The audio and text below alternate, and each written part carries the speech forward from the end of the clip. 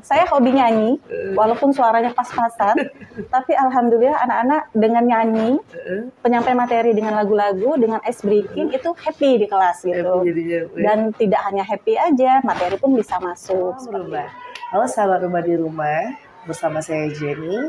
Kali ini kita akan wawancara eksklusif dengan semifinalis guru SD favorit sekota Palembang tahun 2023-2024 yang tentunya merupakan perwakilan dari SD Negeri 61 Kota Palembang dengan Ibu Umi Daryati. Iya. Benar Ibu ya? Iya benar. Halo Ibu Umi, apa kabar? Alhamdulillah luar biasa. Allahu Akbar. Allah Akbar. Ya. Harus lebih baik Bu ya. Iya, harus lebih baik, harus lebih semangat ya.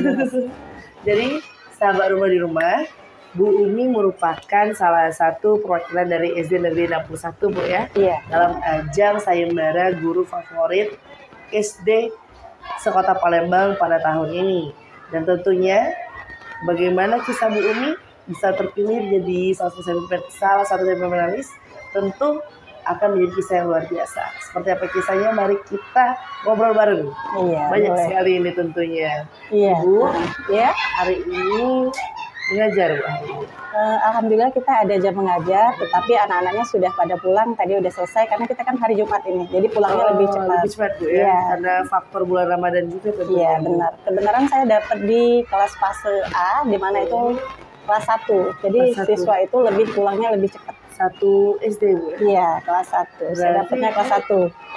Berarti Ibu di kelas kan katanya ada pembagian Bu ya, kelas tinggi sama kelas rendah, kelas atas, kelas bawah gitu Iya, ya. benar. Dan terpilih menjadi guru di anak-anak masih kelas. Iya, alhamdulillah dapatnya yang kelas kecil-kecil, Yang masih mungil-mungil. lucu-lucu. Iya, benar.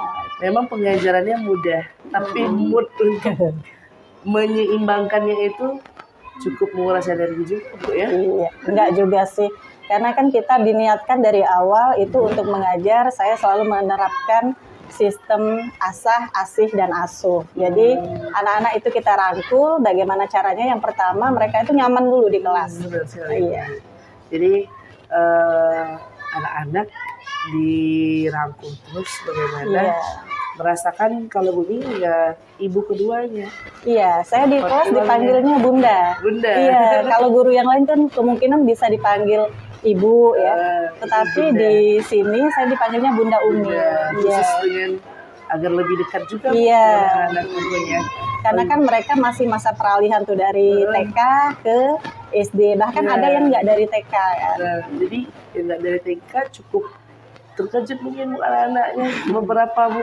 Dan tentunya apa namanya kita sebagai guru itu terus melakukan dan terbaik.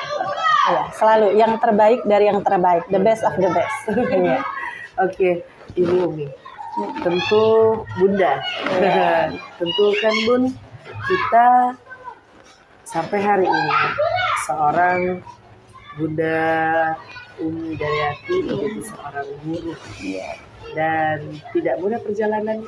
Benar. Pasti ada kisah di balik itu. Iya. Bagaimana Bu kisah awal mulanya seorang ibu menjadi guru terjun ke dunia pendidikan sampai hari ini? Diawali saya dulu itu ketika masih kuliah, saya itu sudah mengajar. Zaman dulu kan masih bisa tuh honornya masih menggunakan ijazah SMA. Zaman dulu ya, tahun 2001. Jadi ketika pagi saya mengajar di sekolah negeri, kemudian sore sampai malam saya kuliah. Kuliah. Iya. Kuliah di mana waktu itu? Kenapa? Kuliah di mana waktu itu? Saya kemarin kuliahnya di Universitas PGRI Palembang. Kemudian dari tahun 2001 sampai dengan tahun 2004 saya honor di SD negeri, yaitu SD Negeri 23 Palembang. Kemudian ada tahun 2004 sampai dengan 2023 saya mengajar di TK SDIT Harapan Mulia Palembang. Iya. SDIT. Iya. Di awalnya itu pada tahun 2004 saya dapatnya ngajar playgroup malah. Playgroupnya itu anak-anaknya usia 1 tahun 7 bulan. Jadi syarat mereka bisa masuk itu syaratnya mereka udah bisa jalan. Iya, saking kecilnya itu. Iya, dari dulu saya memang menyukai dunia anak-anak kecil gitu, lucu ya gitu ya. Kemudian alhamdulillah pada tahun 2005 SD Harapan Mulia itu SD IT Harapan Mulia itu dibuka. Saya masuk ke SD-nya sampai dengan pada tahun 2023. Nah, di 2023 ada pembukaan P3K. Iya. Saya ikutlah, alhamdulillah lulus. Iya. Jadi kebenaran di sini saya belum 1 tahun, belum genap. Oh, iya, saya lama di SD IT Harapan Mulia. Jadi Bu, untuk perjalanannya cukup panjang. Jadi SD negeri, kemudian ke SD swasta. Iya. Swasta Bu ya? Iya, swasta. TK dulu, kemudian baru SD-nya. Ya. Tapi tidak jauh dari dunia anak-anak. Iya, dunia anak. Oh iya Bu, untuk perjalanannya sampai pada akhirnya ke P3K. Itu bagaimana Bu prosesnya? Ada pengumuman tentu Bu ya? Pengumuman pembukaan P3K. Iya. Ikut tesnya di mana waktu itu? Saya ikutnya di tesnya pembukanya di Palembang. Jadi alhamdulillah pas penempatan juga dapatnya di Palembang, khususnya di SD Negeri 61. Langsung ada penempatan itu Iya, ya, dari penempatannya di sini. Iya. Ibu Umi tentu pada zaman pertama kali Ibu mengajar sampai hari ini Ibu mengajar dan dengan beragam juga yang Ibu temui, pasti ada perbedaan Bu. Ada perbedaan antara karakter anak pada zaman dulu dan zaman sekarang, dan juga media pembelajaran yang terus berubah-ubah kurikulumnya. Bagaimana Bu seorang Bu Umi beradaptasi dengan hal tersebut Bu? Baik, kalau dahulu saya kan mengajarnya di sekolah swasta ya, yang alhamdulillah notabene semua fasilitasnya full lengkap. Ketika mengajar kita menggunakan proyektor, kemudian anak-anaknya juga aktif gitu. Dari untuk sarana prasarana juga sangat mendukung sekali. Nah, di situ saya membiasakan bagaimana mereka juga yang pertama seperti yang saya katakan tadi, saya selalu menjadikan diri saya itu menjadi tempat ternyaman buat mereka belajar. Dan dari mereka juga saya juga ikut belajar. Ya, belajar bagaimana menjadi mereka, menjadi anak-anak itu gimana kalau misalnya nggak ngerti. Kadang kan ada anak-anak tuh yang nggak ngerti takut sama guru. Nah, saya nggak mau menjadi guru yang ditakuti. Tetapi saya maunya saya itu disayangin mereka.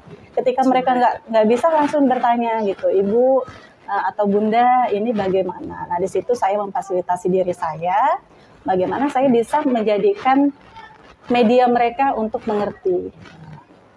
Kemudian ketika saya dapat di sini, ya seperti yang bisa dilihat, sarana prasarananya mungkin ada beberapa yang kurang. Tetapi tidak menyurutkan langkah saya, bagaimana saya menjadikan diri saya itu menjadi bernilai guna. Nah, jadi di sini kalau di sekolah lama itu kan proyektornya setiap kelas ada tuh. Nah, kalau di sini kan nggak ada. Tetapi sekolah mempunyai alhamdulillah 2 proyektor. Jadi ketika mau mengajar saya bawa gotong sana gotong sini di proyektor. Jadi jangan sampai kita terhambat karena satu media sehingga anak-anak tidak mendapat fasilitas yang baik gitu. Pokoknya kita menjadikan diri kita bagaimana kita bernilai guna, menjadikan anak itu bisa, jangan sampai kalah tuh sama yang sekolah-sekolah swasta gitu. Ya alhamdulillah apa-apa yang saya dapat di sekolah swasta kemarin saya terapkan tuh di sini. Ya. Baik itu tahfiz ketika awal pembelajaran. Sekarang anak-anak di kelas 1 itu alhamdulillah sudah bisa sampai surat Al-Hamzah. Mereka bukan sistem menghafal. Jadi mereka menerapkan sistem ala bisa karena biasa.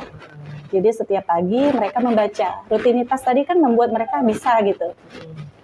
Kemudian juga di sini kami menerapkan Jumat berbagi. Walaupun sekolah kita tipe B, alhamdulillah kita merangkul tuh semua orang tua di sini. Merangkulnya bukan dalam sistem pungutan, kita nggak melakukan pungutan, jadi kita mengadakan sistem Jumat Berkah. Di mana Jumat Berkah itu dananya diambil dari keluarga besar SD 61 ini. Seperti ada yang memberikan pakaian bekas, kemudian ada mie, ada yang jasa transport. Nanti setiap bulannya itu ada kelas terpilih. Kelasnya nanti didata tuh, misalnya bulan Januari 6A, Februari 6B gitu. Nah, saya mengkoordinir dan mengetuai hal itu. Kemudian mereka pergi ke panti asuhan terpilih. Panti asuhannya di Aceh. Misalnya 6A nanti ke panti asuhan Amal Ma'ruf. Nanti 6B di bulan berikutnya panti asuhan yang berbeda. Itu yang saya lakukan di sini di awal-awal. Kemudian di Jumat Berkah, setiap Jumat ada lagi. Saya itu menjadi koordinator pencari donasi. Alhamdulillah ada beberapa wali murid saya yang di SD IT Harapan Mulia kemarin itu menjadi donatur tetap. Objeknya siapa? Objeknya adalah siswa-siswi di SD sini yang anak yatim piatu, anak yatim dan duafa. Jadi kayak beasiswa gitu Bu ya? Iya. Jadi mereka acak sistem pembagian donasinya.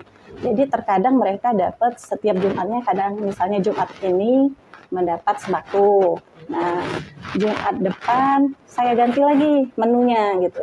Apa sayur kangkung, pokoknya untuk makan 1 minggu gitu. Jumat berikutnya ganti lagi. Nah, yang terbaru ini kemarin saya sudah mencuri stat terlebih dahulu, yaitu anak-anak yang terdata menjadi anak-anak donasi yang menerima donasi tadi, mereka sudah belanja baju lebaran terlebih dahulu. Ya, alhamdulillah. Iya. Jadi sudah ada donatur tetap untuk anak-anak yang bersekolah di sini yang membutuhkan. Terus juga ada kegiatan keluar. Kan kata orang, jangan memberikan yang luar dulu, yang di dalam dulu tuh yang membutuhkan.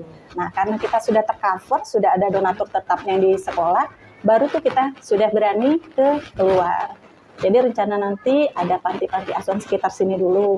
Nanti kalau udah selesai, kita akan mengarah ke panti-panti yang lebih jauh lagi. Seperti itu. Ya.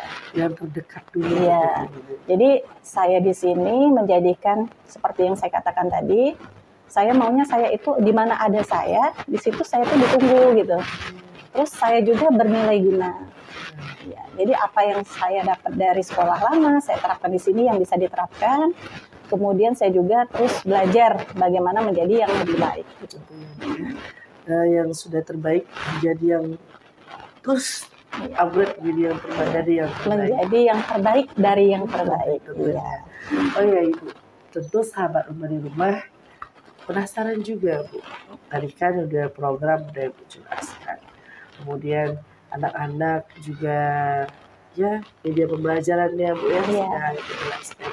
Bagaimana Bu kalau mengatasi anak yang mungkin di kelas itu kan beragam Bu. Ada yang pada akhirnya mengganggu temannya, membuat kelas menjadi tidak kondusif. Bagaimana Bu mengatasi agar kelas tersebut tetap kondusif dan anak-anak tetap mood untuk belajar? Kita tarik garis lurus ya. Kalimat di sini bagaimana menjadikan kelasnya kondusif terlebih dahulu. Ya, saya sebagai wali kelas di sini menggunakan ketika setiap awal bulan itu mengadakan pertukaran denah tempat duduk. Jadi anak itu tidak 1 tahun duduknya di depan terus tidak. Terus rolling tempat duduk temannya. Jadi nanti mungkin bisa dicek setiap awal bulan itu denah tempat duduk saya itu selalu berbeda. Kadang berbentuk U, kadang berkelompok, kadang model bulat pun pernah. Ya, itu saking kepengennya mereka itu bisa membaur bersama teman, kemudian kelasnya bisa kondusif, yang misalnya di bulan ini saya melihat si A tadi misalnya selalu ngobrol nih sama teman sebelahnya. Nah, ketika perpindahan tadi, itu kan kita jodohkan dia dudukkan sama teman yang berkarakter lebih diem. Jadi ada keimbangan antara mereka, sehingga alhamdulillah sampai hari ini kelasnya kondusif. Kemudian ada lagi kendala bukan masalah anak yang misalnya ribut ya, itu tadi bisa teratasi dengan pertukaran tempat duduk. Jadi begini, di kelas, saya kelas 1, itu ada anak-anak beberapa yang belum bisa baca, belum tahu huruf kan tentunya kan. Nah, bagaimana saya melakukan tidak lanjutnya, itu saya melakukan tambahan pelajaran gratis, tanpa bayaran sama sekali.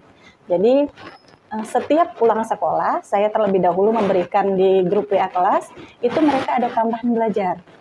Jadi mereka nanti, saya menggunakan buku Abacaga, di mana target 3 bulan bisa membaca itu Pak. Jadi mereka setiap hari membaca, full, seperti itu. Dan alhamdulillah hasilnya signifikan. Saat ini tinggal mungkin sekitar 5 lagi yang belum bisa membaca. Walaupun pada intinya anak kelas 1 itu jangan dipaksa membaca, tetapi itu hanya seiring jalan, ibaratnya tindak lanjut saya bagaimana mengatasi mereka untuk paham ke pelajaran kalau mereka bisa membacakan. Jadi tentunya walaupun tidak dipaksa untuk membaca, ada metode tentunya, metode agar anak-anak bisa membaca itu tanpa terasa dipaksa Tanpa membaca. terasa, iya. Gitu. Jadi model ala bisa karena biasa itu sebenarnya untuk kelas 1 ini khususnya ya, itu sangat bagus. Saya juga pribadi sangat merekomendasikan program yang Abacaga ini. Jadi 3 bulan bisa baca. Iya, karena Bagaimana Bu programnya itu dia tidak mengenalkan huruf A sampai Z. Ya, jadi langsung ke dua huruf. Misalnya aba gitu. Jadi kita mengenalkan huruf B sama A digabung itu langsung ba. Jadi anak secara nggak langsung sudah bisa suku kata, 1 suku kata, 2 suku kata. Enggak ngeja Bu ya? Enggak, kalau zaman dulu iya ya, misalnya B aba, nah enggak. Sekarang alhamdulillah dengan kemajuan zaman, dengan teknologi juga kita belajar, itu banyak sekali hal-hal yang bisa membantu kesulitan yang dihadapin siswa. Kemudian juga masalah pembelajaran di kelas. Itu di YouTube sangat banyak sekali membantu guru-guru bagaimana mentransfer ilmu yang ada di buku, yang tentunya buku itu kan hanya dominan, misalnya soalnya cuma ada 5. Nah, dari teknologi, dari Google, dari buku, saya suka mengambil di Google juga latihan-latihan soal yang dari guru untuk soal-soal kurikulum merdeka itu sangat komplit. Bu, kan kita itu kan ada setiap hampir beberapa tahun itu akan ada perubahan-perubahan kurikulum. Iya. Gitu ya. Dan tentunya tujuan perubahan kurikulum itu adalah menjadikan pendidikan itu semakin baik. Iya. Nah, bagaimana Bu, Ibu beradaptasi dengan perubahan kurikulum itu? Saya pribadi sebagai guru yang notabene mengajar di sekolah satuan pendidikan tentunya sangat mensupport apa-apa yang sudah disusun oleh pemerintah kita. Tentunya apa-apa yang sudah disusun ini merupakan program yang sudah ditelaah mereka. Benar. Yang orang-orang yang lebih mengerti dibanding kita. Pakarnya. Iya, memang pakarnya. Dan kita sebagai guru menjadikan diri kita itu bagaimana kita bisa mengikuti arusnya. Nah, caranya gimana? Mengikuti BIMTEK dengan belajar, bertanya. Pokoknya jangan sampai kita itu sebagai guru malu bertanya sesat di jalan gitu. Kita selalu open, membuka wawasan kita. Sama siapapun kita selalu bertanya ketika kita tidak mengerti. Jadi kita kesampingkan, oh saya pinter nih, nggak usah bertanya. Nah, jangan seperti itu. Jadi Bu, guru pun tetap membutuhkan guru. Iya. Tetap belajar. Lingkungan pun bisa menjadi guru bagi seorang guru. Iya. Guru tetap membutuhkan guru. Iya. Walaupun gurunya juga macam-macam. Iya, nano-nano gurunya ya. Iya. Oh iya Ibu, kan udah sejauh ini kan udah menjadi seorang guru Bu. Iya. Bagaimana Bu ke depannya? Ada nggak Bu cita-cita untuk berkarir di dunia pendidikan lebih dari sekedar mengajar? Bisa jadi mungkin kepala sekolah atau mungkin pengawas atau apapun itu Bu. Kalau saya untuk saat ini dan ke depannya nanti insya Allah, saya ingin menjadi guru itu seperti yang saya katakan tadi, yang bernilai guna.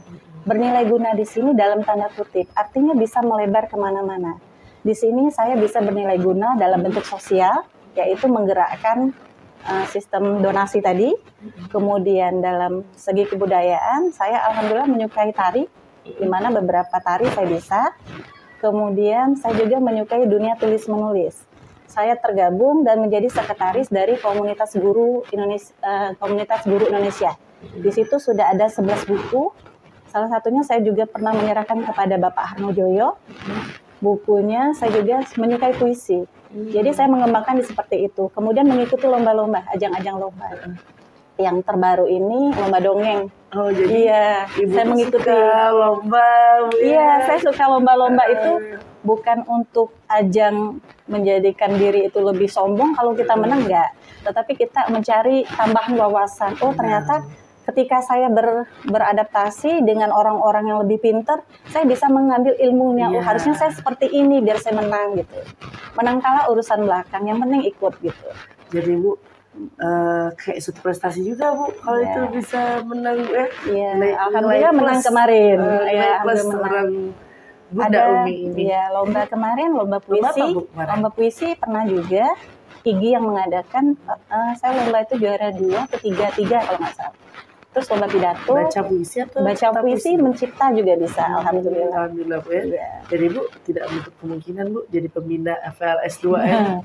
Insya Allah kalau namanya kita, kalau diminta selalu siap sedia. Apapun hasilnya pokoknya kasih yang terbaik gitu. Karena kan Kalau saya dulu Bu ya, aku nggak tahu kalau sekarang. Dulu tuh kami banyak Bu lomba sebagai siswa. FLS 2N, Iya. OSN, terus apa lagi ya? Oh 2SN, olahraga Bu ya. Dan tentu membutuhkan guru-guru yang memang juga berprestasi di bidangnya itu Bu. Tentunya kita sebagai guru terlebih dahulu sebelum mengajari mereka memberikan dulu nih contoh. Nah, misalnya mau lomba bercerita, si guru juga harus bisa bercerita dong. Jangan hanya ibaratnya menyuruh si anak, tetapi dia juga sebelum menyuruh itu harus menampilkan. Jadi Ini loh, model ya, juga. ini loh ibu dulu ikut lomba ini. Nah, sebagai mereka tuh biar jadi cambukan. Oh, ibu bisa, saya juga harus bisa seperti itu. Dulu Bu, pas sebelum jadi guru Bu ya. Kenapa Bu mau jadi guru Bu? Saya itu dari kecil itu ketika ada yang bertanya, Umi cita-citanya apa? Saya selalu mengatakan saya ingin jadi guru. Jadi ketika SMA dulu saya menjadi ustazah tuh, ngajar di TKTPA dekat rumah gitu. Mengawalnya seperti itu. Kemudian ketika SMA diminta tuh sama tetangga, tolong ajarin anak saya. Nah, seperti itu dimulainya seperti itu. Jadi Ngajarin les-les udah tuh, ngajar iya. dari dulu Bu ya? Dari SMA diminta, SMA. iya, ngajarin les anak-anak sekolah gitu. Jadi Bu memang basicnya itu suka mengajar. Iya, mengajar, suka dinya anak intinya. Benar. Oh iya Bu, kan kalau kita sahabat rumah di rumah tentu penasaran juga Bu dengan perjalanan Ibu yang tentunya tidak mudah menghadapi anak-anak yang di sekolah swasta terus tiba-tiba masuk negeri kan dengan berbagai macam kesulitan-kesulitannya Bu ya. Nah kalau untuk ini Bu, untuk kedepannya Bu, kalau seumpama dikasih amanah Bu, entah itu jadi guru penggerak atau mungkin apapun itu Bu ya, yang berhubungan dengan pendidikan.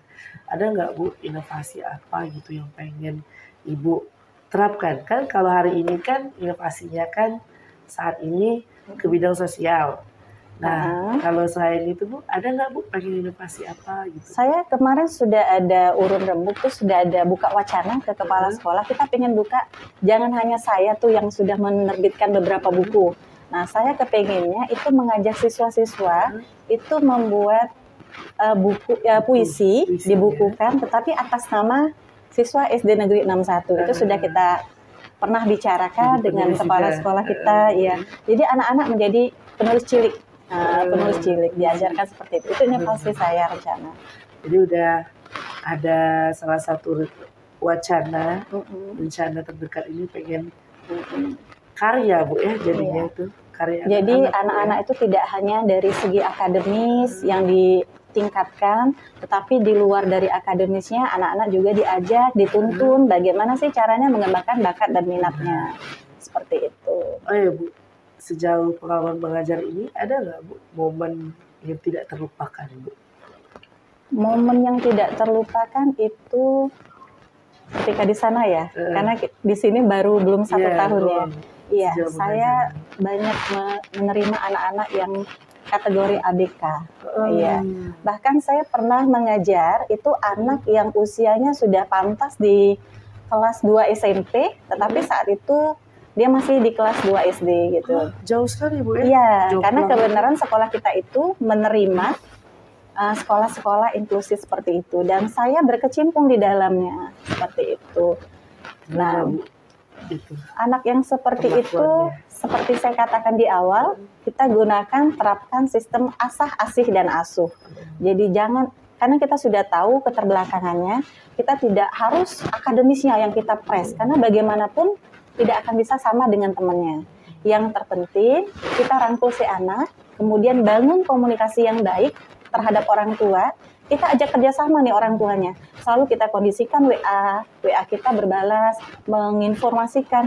Misalnya, Bunda, Anandanya pada hari ini alhamdulillah sudah bisa menulis huruf ABA gitu.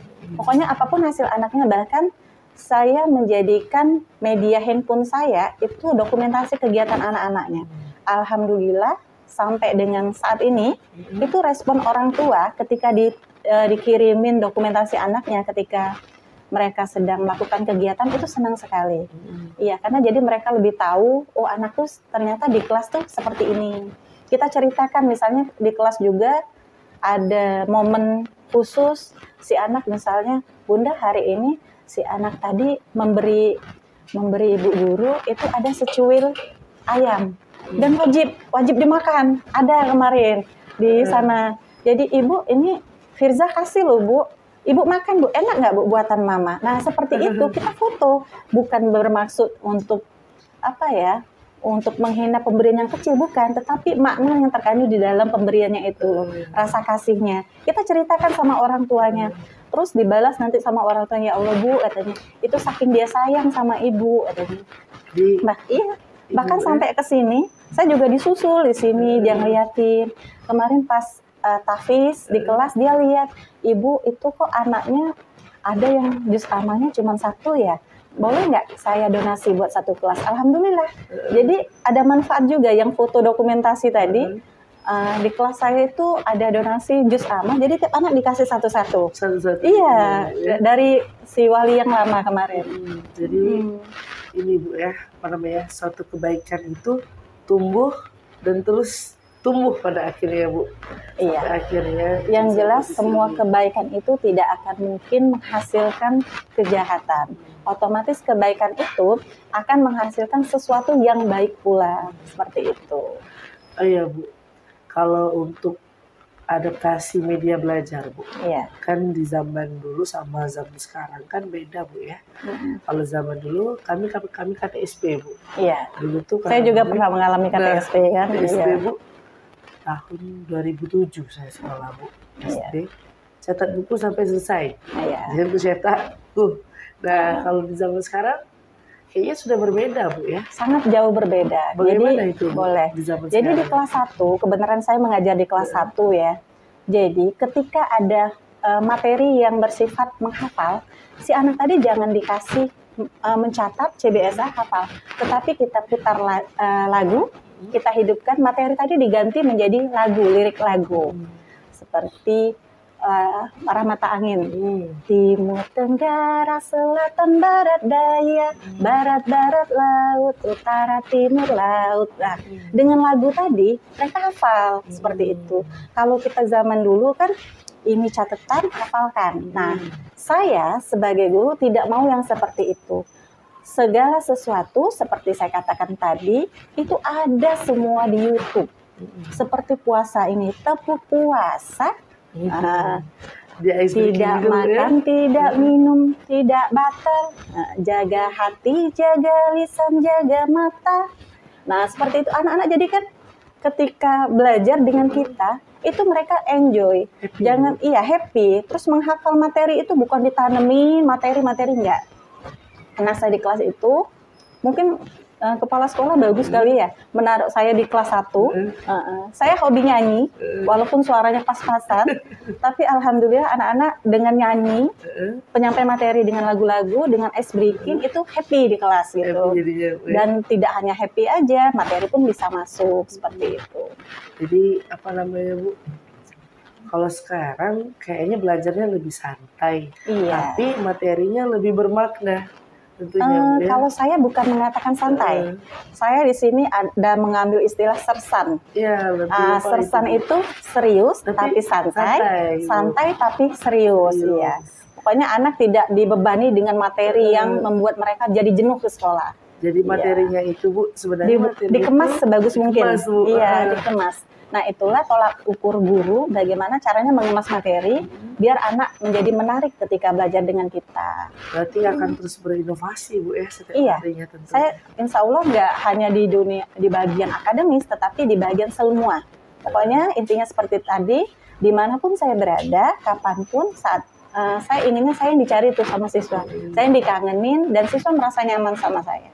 Bukan hanya siswa, tetapi respon orang tua juga itu bagus juga terhadap saya. Jadi ini Bu ya, dari orang tuanya dan anaknya juga. Kita ibaratnya melayani mereka 100% deh.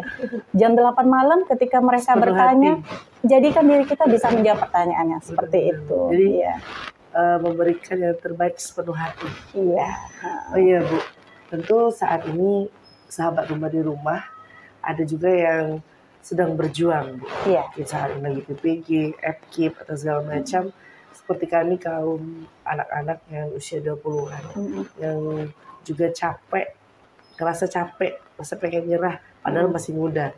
Melihat dengan ibu yang udah bertahun-tahun saja masih terus belajar dan semangat, tahan masih banting, harus semangat karena kalau gurunya nggak semangat apalagi anaknya benar gitu. itu, Bu. Iya. Gimana Bu motivasinya Bu untuk kami kaulah muda itu, Bu? Satu kata dari saya, kalau orang bisa, saya harus bisa. Iya, saya bisa seperti itu. Benar. Orang bisa, kenapa saya nggak bisa? Benar. Iya. Jangan kalau ada suka dibercandain sama teman-teman kaum muda. Kalau orang bisa, kenapa harus saya? Jangan seperti itu. Jangan dibalik ya. Iya. Kalau orang bisa, saya harus bisa. Apapun hasilnya terserah. Benar yang penting kita sudah jalani. Benar. Baik Ibu, terima kasih Bu. Iya, sama-sama. Dan inspirasi hari ini. Sama-sama. Tentunya sahabat rumah di rumah juga sangat termotivasi. Apalagi tadi, kalau semua orang bisa, saya juga harus bisa. Iya. Dan untuk menjadi guru yang terbaik, juga bisa kita lihat dengan perjuangan yang tidak sedikit Ibu ya. Dan tentunya dengan penuh keikhlasan. Baik sahabat rumah di rumah, terima kasih sudah menyaksikan wawancara eksklusif kita bersama Bunda Umi, Ibu Umi Daryati. Saya Bunda Umi Daryati dari SD Negeri 61 Palembang. Jangan lupa teman-teman untuk like video Bunda Umi dan juga share. Jangan lupa untuk mendukung Bunda Umi menjadi 30 besar guru favorit SD Sekota Palembang Ibu ya. Amin. Semoga seluruh harapan dan cita-cita Ibu tercapai dan juga doakan kami Bu untuk terus berjuang mendapat masa depan yang cerah Bu. Amin. Saling mendoakan. Amin. Baik teman-teman, saya Jenny bersama Bunda Umi hari ini.